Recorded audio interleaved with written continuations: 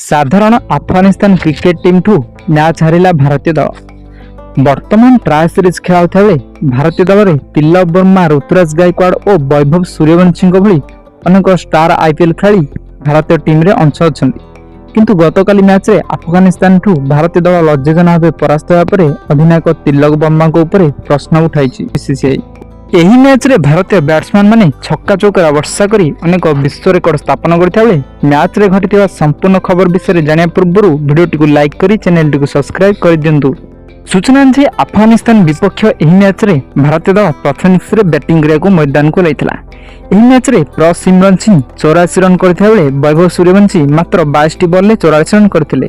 यह व्यतीत अधिनायक तिलक वर्मा एही मैच रे 66 रन करथिया बेले पूर्व मैच रे शतक हासिल करथिबा ऋतुराज गायकवाड़ एही मैच रे मध्य से 66 रन हासिल करथिले। भारतीय दल प्रथम इनिंग्स रे 9 विकेट हराई 349 रन संग्रह करथिया बेले एहा परे वर्षा हेबा कारणरू डीएलएस मेथड अनुसार अफगानिस्तान आगरे 177 रन टार्गेट भारत देथिला। किंतु अफगानिस्तान बैट्समैन माने छक्का चौकार वर्षा करी एही मैच को मात्र 2 विकेट हराई 25 ओवर रे जीति नेथिला।